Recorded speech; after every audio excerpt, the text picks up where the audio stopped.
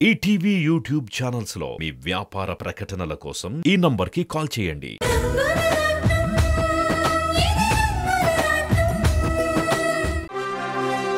Sir, central home secretary Jayaprakash గారు వచ్చారు. What?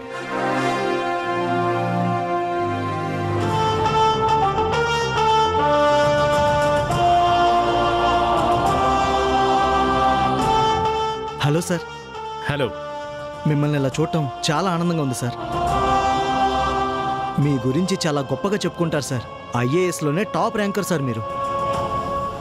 Collector క్యాబిన్కే పరిమితం కాకూడదు, ప్రజలతో మమేకం అవ్వాలని చెప్పిందే మీరు సార్. జిల్లా మొదటి సిటిజన్, జిల్లాలో ఉన్న ప్రతి సిటిజన్ కోసం పనిచేయాలని మీరు చెప్పిన స్లోగన్ నన్ను చాలా ఇన్స్పైర్ చేసింది సార్. నేను ఐఏఎస్ చెయ్యాలనుకుంది మీ గురించి చదివాకే సార్. అలాంటిది ఈరోజు మిమ్మల్ని ఇలా చూస్తానని నేను కల్లో కూడా అనుకోలేదు సార్. కంగ్రాట్స్ గోపి, నువ్వు నా గురించి చెప్తున్నావు, నేను నీ గురించి తెలుసుకుని వచ్చాను. సివిల్స్లో టాపర్గా నిలిచేవాళ్ళని విష్ చేయటం నాకు అలవాటు. నీ రిజల్ట్స్ వచ్చే రోజు నేను ఫారెన్లో ఉన్నాను, అందుకే విష్ చేయలేకపోయాను. ఇప్పుడు డైరెక్ట్గా నిన్ను విష్ చేద్దామని వచ్చాను. Congratulations my boy. Thank you sir, thank you so much. రండి సార్, ఇలా కూర్చోండి. No no no no no no, అది ఎవరు పడితే వాళ్ళు కూర్చుని కుర్చీ కాదు. ఈ జిల్లా తలరాత్రినే మార్చగల జిల్లా కలెక్టర్ కూర్చునే కుర్చీ. అది కూడా ఫస్ట్ క్లాస్ మెజిస్ట్రేట్ న్యాయమూర్తి కూర్చునే స్థానం. అది నీ స్థానం, నువ్వు మాత్రమే కూర్చోవాలి. సార్, మీరు నాకన్నా పెద్ద ఆఫీసర్ కదా సార్. కానీ ఆఫీస్కి ఈ జిల్లాకి నువ్వే పెద్ద. నువ్వు అందులో కూర్చో, నేను ఇక్కడ కూర్చుంటాను. సార్, అది ప్లీజ్ మొహమాట పడకు, కూర్చో.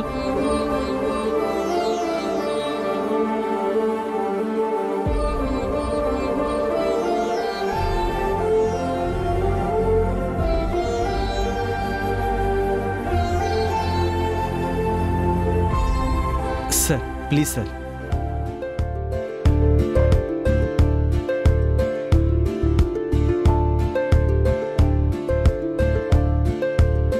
అవును గోపి, ఢిల్లీలో అందరు నీ గురించి చెప్పారు, కానీ నీ ఫ్యామిలీ గురించి నాకు తెలియదు. మీ ఫ్యామిలీలో ఇంకెవరైనా ఐఏఎస్లు ఉన్నారా? లేదు సార్, నాది చాలా పూర్ ఫ్యామిలీ.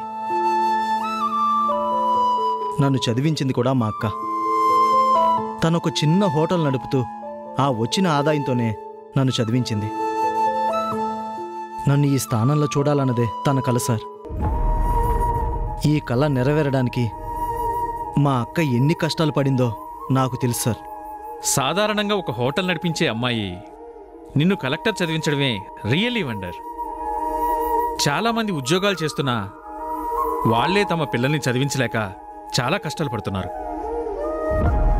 చదువు ఈరోజు అంత ఖరీదైపోయింది. అలాంటిది మీ అక్క నిన్ను ఇంత చదివించిందంటే నేను రియల్గా షాక్ అవుతున్నాను గోపి. మా అక్క లాంటి మనుషులు చాలా అరుదుగా ఉంటారు సార్. మా నాన్న ఎలా ఉంటారో కూడా మాకు తెలీదు. మా అమ్మ కూడా చాలా కాలం మాతో పాటు లేదు. నేను మా చెల్లి చిన్నపిల్లలం. మా అక్క కూడా పెద్ద వయసేమీ కాదు, తను కూడా చిన్నపిల్లే. అయినా సరే తను కష్టపడి మమ్మల్ని పెంచింది. మేము కష్టాలు పడకూడదని నన్ను చెల్లిని చదివించింది. సార్, మీకు విషయం తెలుసా సార్? నేను కలెక్టర్ని కదా సార్. నువ్విక ఏ పని చెయ్యొద్దు, మనం బంగ్లాలో ఉందామని అంటే ఇన్నాళ్ళు అన్నం పెట్టిన హోటల్ని, నీడనిచ్చిన ఇంటిని వదిలి రాలేను అంది సార్ మా అక్క. ఈ రోజుకి తన కష్టం మీదే బ్రతుకుతుంది, అంతేకాని ఎవరి మీద ఆధారపడదు.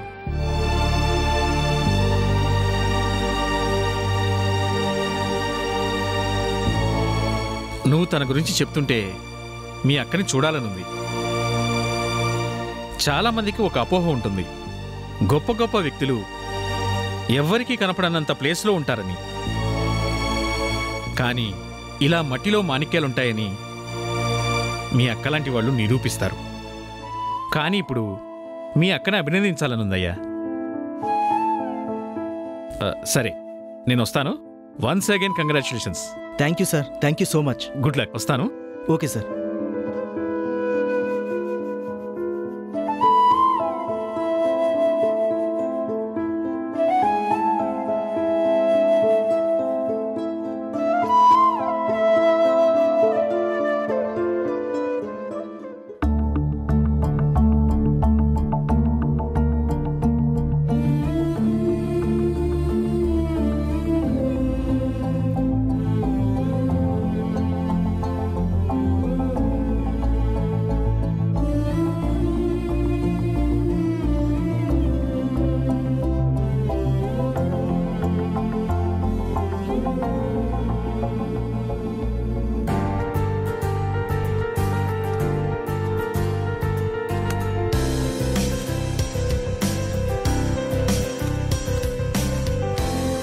హాయ్ వంశీ.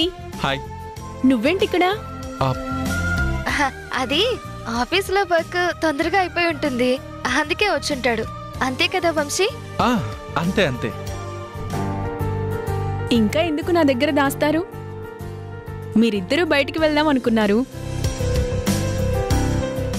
వంశీ నిన్ను తీసుకువెళ్ళడానికి వచ్చాడు, అంతే కదా? వెళ్ళండి. థ్యాంక్స్ సమంత, బాగానే అర్థం చేసుకున్నావు. పద వర్ష. వంశీ, ఏంటిది? సమంతను అలా వదిలేసి వెళ్ళిపోతామా? చూడు వర్ష, ఫ్రెండ్స్ ఎంతమందైనా వెళ్ళొచ్చు, కానీ లవర్స్ మాత్రం ఇద్దరే వెళ్ళాలి. మీరిద్దరూ వెళ్ళండి. సమంత చెప్పింది అర్థమైంది కదా, పద వెళ్దాం. ఏం కాదు, ముగ్గురం వెళ్ళొచ్చు. వద్దు వర్ష, మీ మధ్య నేనుండడం కరెక్ట్ కాదు. వంశీ కూడా ఇబ్బంది పడతాడు. నువ్వు వెళ్ళు. సమంత, నువ్వు నాకు వంశీకి బెస్ట్ ఫ్రెండ్వి. నిన్ను వదిలేసి మేమెలా వెళ్తాం? ఏం వంశీ? వర్ష చెప్పింది నిజమే సమంత, పద ముగ్గురం కలిసే వెళ్దాం. సరే, మీ ఇష్టం. కానీ మీతో కలిసి ఒక ఐస్ క్రీమ్ తినేంత వరకే నేనుంటాను. తర్వాత మీ ఇద్దరు వెళ్ళండి, నేను మా ఇంటికి వెళ్ళిపోతాను. అలా అయితేనే వస్తాను. సరే, నీ ఇష్టం. వర్ష ఆగు. ఏంటి అక్కడ కూర్చుంటావా? అవును, ఏ? వంశీని నేను ఇష్టపడ్డా, తను మాత్రం నిన్నే ఇష్టపడ్డాడు. తన పక్కన కూర్చునే అర్హత నీకొక్కదానికే ఉంది. అది కాదు సమంత. చూడు వర్ష, ఏమైనా త్యాగం చేయొచ్చు, కానీ మనసారా ఇష్టపడ్డ మనిషి పక్కన స్థానాన్ని మాత్రం త్యాగం చేయకూడదు. అది ఎవరైనా సరే. పద, ముందు కూర్చో.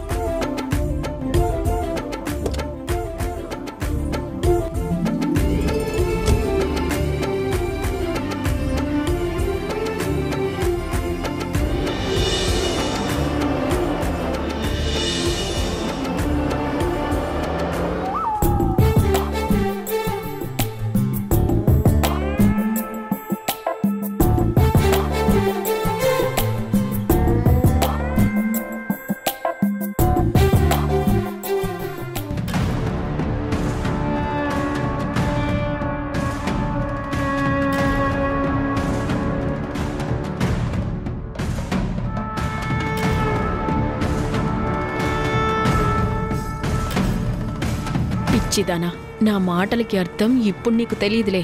మీ ఇద్దరినీ విడదీయడానికి.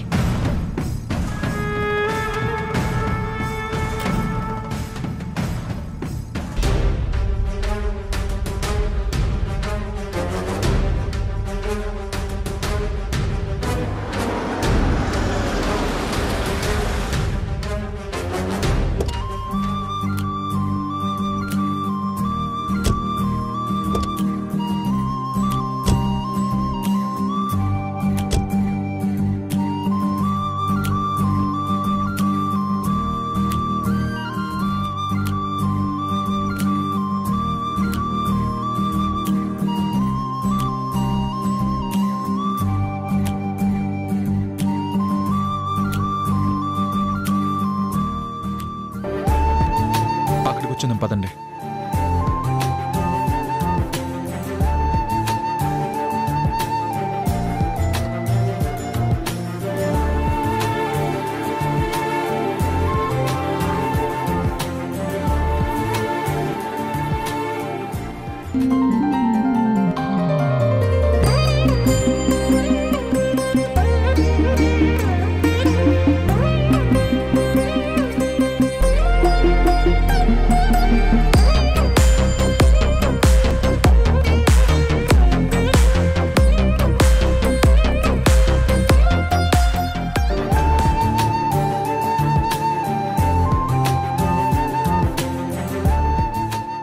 Good evening sir. What you want sir? Samantha, order ఇవ్వు. వంశీ, ఇక్కడ వర్ష స్పెషల్. నాకు చెల్లెలు, నీకు లవర్.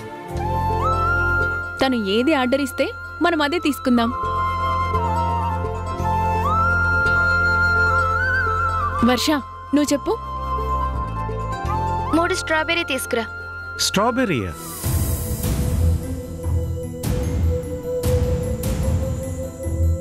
సారీ వర్ష, నేను ఆర్డర్ చెప్తాను. స్కూపీస్ బ్లాక్ డైమండ్, అబ్జర్వ్ డిటి సండే, గోల్డెన్ ఓప్లైన్ సండే, ద విక్టోరియా. వీటిల్లో ఏదో ఒకటి తీసుకురా. మేడం, ఇవి ఇంటర్నేషనల్ బ్రాండ్ ఐస్ క్రీమ్స్ ఇక్కడ దొరకవు. వాటి కాస్ట్ మినిమం 50,000 ఉంటుంది.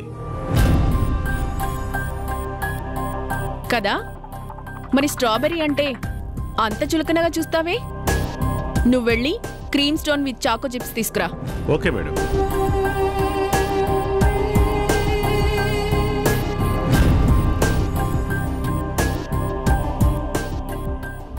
సారీ వర్ష, వాడు స్ట్రాబెర్రీ అని అంత చీప్గా నువ్వు ఇచ్చిన ఆర్డర్ని ఎగతాళి చేసేసరికి నేను తట్టుకోలేకపోయాను. పర్వాలేదు సమంత, నాకు ఊహ తెలిసిన దగ్గర నుంచి పేదరికంలోనే పెరిగాను. నాకు ఐస్ క్రీమ్ అంటే వెనీలా, స్ట్రాబెర్రీ తప్ప ఇంకేం తెలీదు. తెలుసుకోవాలి వర్ష. వంశీ నిన్ను ఇష్టపడుతున్నాడు కాబట్టి అర్థం చేసుకుంటాడు. కానీ వంశీ ఫ్యామిలీ ఫారెన్లో సెటిల్ అయ్యారు. బాగా రిచ్ ఫ్యామిలీ. వాళ్ళ ఆలోచనలు, బిహేవియర్ చాలా రిచ్గా ఉంటాయి. వంశీ నిన్ను ప్రేమించాడు అంటే నువ్వు వాళ్ళ స్థాయికి తగ్గట్టే ఉంటావు అని ఊహిస్తారు. అప్పుడు కూడా ఇలాగే ఏదైనా హోటల్కి వెళ్ళారే అనుకో, అక్కడ నిన్ను ఆర్డర్ ఇవ్వమనొచ్చు. నువ్విలా ఉప్మా, పెసరట్టు, మసాలా దోశ అన్నావనుకో, వాళ్ళు నీ గురించి ఏమనుకుంటారు?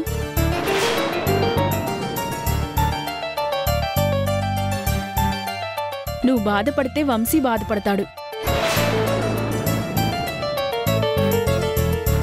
అందుకే చెప్పాను, నిన్నేమైనా బాధ పెట్టుంటే I'm really very sorry Varsha.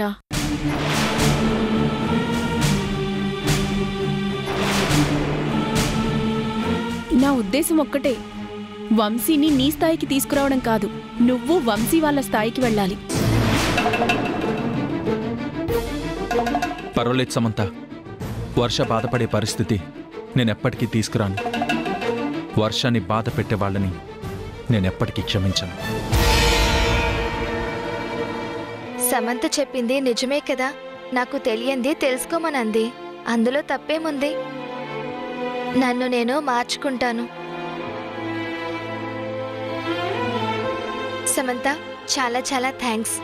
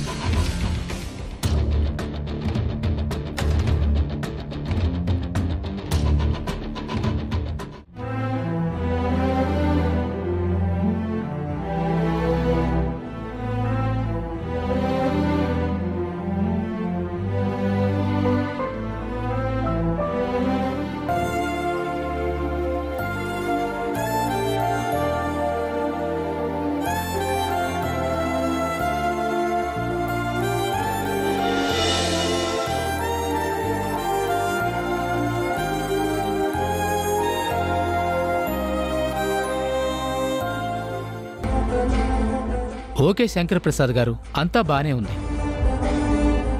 Away medicine as it ఈస్గా కంటిన్యూ చేయండి.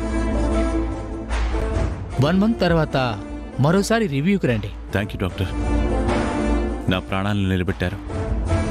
నాకేమైనా జరుగుంటే ఇటు నా కుటుంబం, అటు నా కంపెనీ రోడ్డు మీద పడి ఉండేది. థ్యాంక్స్ చెప్పాల్సింది మాకు కాదండి, మిమ్మల్ని సమయానికి తీసుకొచ్చిన ఆ వ్యక్తికి. ఎంత గొప్ప డాక్టర్ అయినా ఇన్ టైంలో తీసుకొస్తేనే కాపాడగలడు.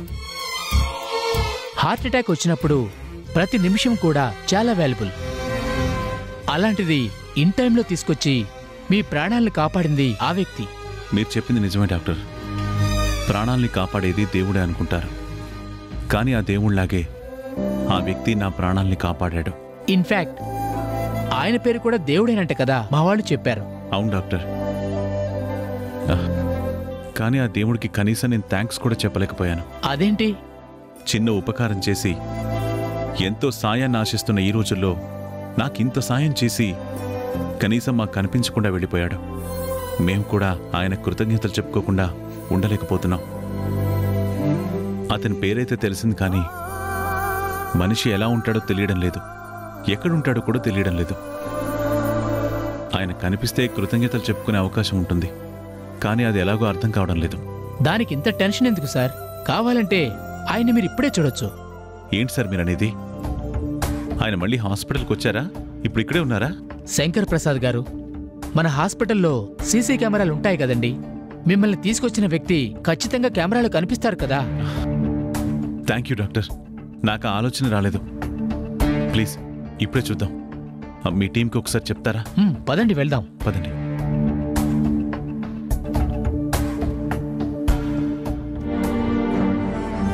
గిరిధర్ సార్, శంకర్ ప్రసాద్ గారిని హాస్పిటల్కి తీసుకొచ్చిన రోజు ఫోటోస్ చూపించు ఒకసారి. Okay sir.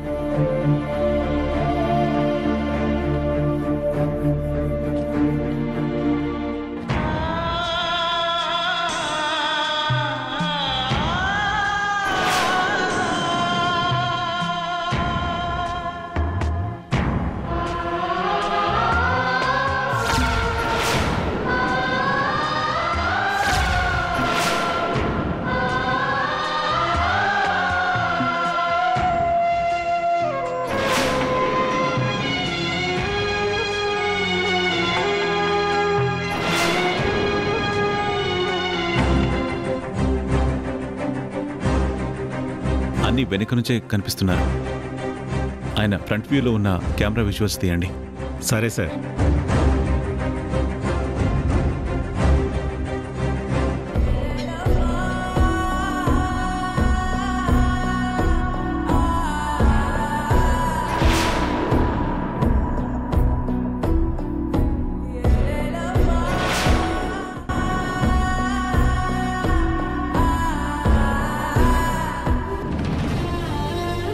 లేదు సార్, ఆయన ఫ్రంట్ సైడ్ కనిపించేలా ఫుటేజ్ లేదు.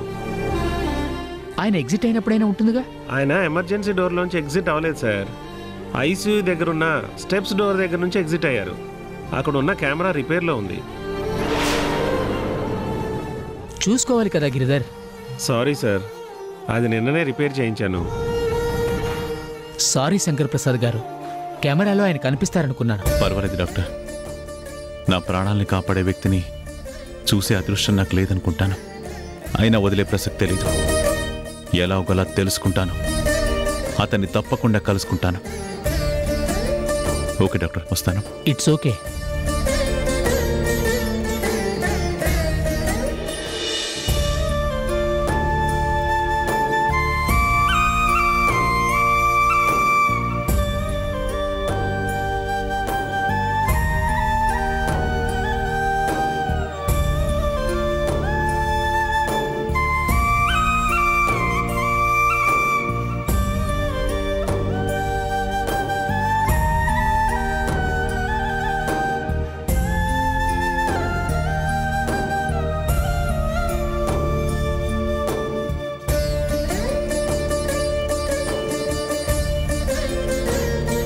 వదినా, అన్నయ్య వచ్చారు. నువ్వు వెళ్ళి మాట్లాడుతూ ఉండు, నేను వెళ్ళి కాఫీ తీసుకుని వస్తాను.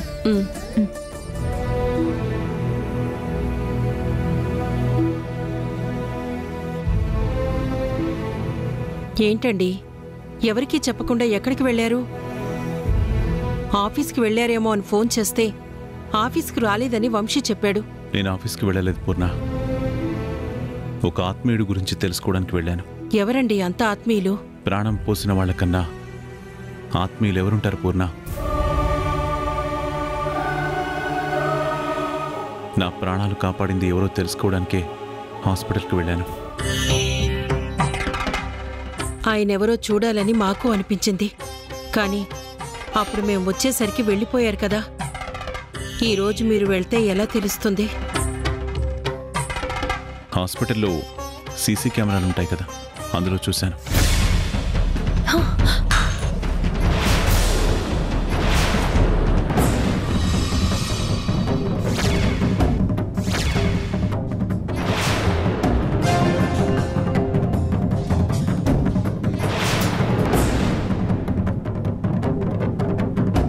అన్నయ్య, మీరు వెతుకుతున్న దేవుడు ఇంకెవరో కాదు, మీ ప్రాణ స్నేహితుడు సూర్యం అని చెప్పేద్దామనుకున్నాను. అలా చెప్పే కన్నా మిమ్మల్ని తీసుకెళ్లి చూపిస్తే అన్నయ్య ఇంకెంతో సంతోషిస్తాడని మిమ్మల్ని తీసుకెళ్లడానికే వచ్చానండి. వెళ్దాం పదండి. ఈటీవీ విన్ యాప్ రోజుకి కేవలం రూపాయి మాత్రమే. ఇప్పుడే ఈటీవీ విన్ యాప్ డౌన్లోడ్ చేసి సబ్స్క్రైబ్ చేయండి.